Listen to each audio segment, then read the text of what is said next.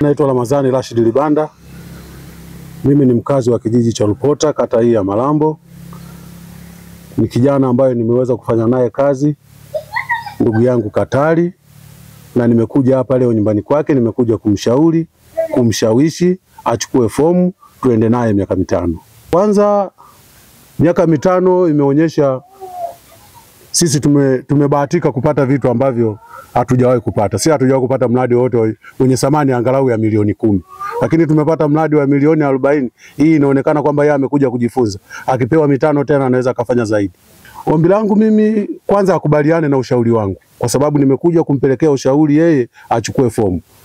Kwa hiyo akikubaliana na mimi yeye kuchukua fomu, ombi langu kuwa na imani miaka mitano kwamba atakuwa na watu kama alivyokuwa nayo miaka mitano iliyopita.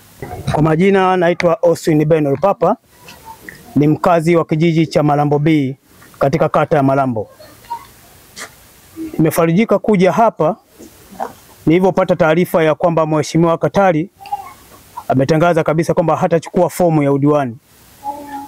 Kutokana na kero yangu na kuona maendeleo yake aliyoweza kuyafanya ndani ya miaka mitano, nikaona si busara, ngoja niende nyumbani kwake moja kwa moja nikamshawishi kwa hatua ambayo mimi nimeiona ya ndani ya miaka mitano aliyoweza yeye kujifundisha kuhusu shughuli za udiwani. Jina naitwa Said Hamisi Mbinga, mkazi wa Mituguru. Nimekuja kwa Mheshimiwa Katari kuja kumshawishi aendelee kuchukua fomu ya kuwa diwani wa kata hii, kwa sababu miradi yake mingi ambayo ameleta Mituguru tunaiona, na wafanyaji kazi ndani ya kata hii tumeuona. Ndio maana na mimi pia nimekuja kama mwananchi wa kawaida na nimeona kero zangu zinaweza kutekelezeka. Kwa hiyo nimekuja kwa ajili ya kuja kumshawishi yeye aendelee kusukuma gurudumu miaka mitano ijayo. Mwagama ni mkazi wa kata ya Malambo. Nipo hapo nyumbani kwa Mheshimiwa Katari ambaye ni mstaafu. Nimekuja kumshawishi kwa sababu maendeleo ya miaka mitano kwenye kata yangu ya Malambo amefanya vizuri na ninahitaji afanye vizuri. Kwenye kata ya Malambo miradi mingi ameileta. Kituo cha afya kipo, Malambo hii shule ipo, madarasa matano yapo Malambo sekondarini, na barabara ipo inatoka Ruangwa na Chingwea inapitia kata ya Malambo. Vijiji viwili ni wanufaika. Mambo mengi tu ambayo ameyafanya. Kwa hiyo tumepatwa na mshtuko sana wakazi wa kata ya Malambo kuona mheshimiwa huyu atachukua fomu. Tumeamua kuja kumshawishi. Tupo tayari, tunamhitaji tena.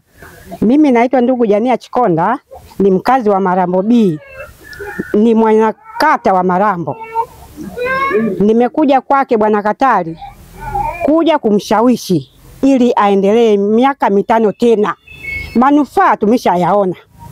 Kuna kituo cha afya, kuna madarasa, kuna pale tukienda sekondarini mabadiliko tunayo, pia hata kama barabara tunashukuru.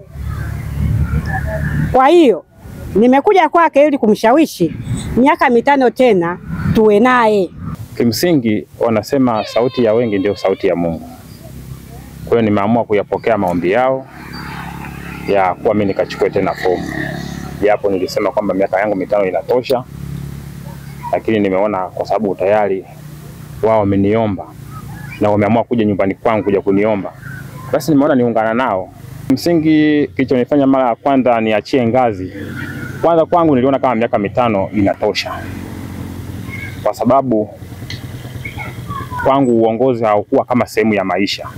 Niliamua kuja kuwahudumia wana Malambo. Kwa hiyo kama lengo ni kuwahudumia wana Malambo, niliona miaka mitano inatosha. Lakini pia niliona kwamba nikiamua kuacha mwenyewe itakuwa ni heshima kubwa sana kuliko ni kuacha kwa kuachishwa. Niseme kwamba miaka mitano ya kwanza ilikuwa mimi ya kujifunza. Lakini hiyo miaka mitano ya kwanza ya kujifunza nimefanya mambo mazuri. Kwa hiyo nina imani kwa miaka mitano hii nitaenda kufanya vizuri zaidi kuliko hata miaka mitano iliyopita.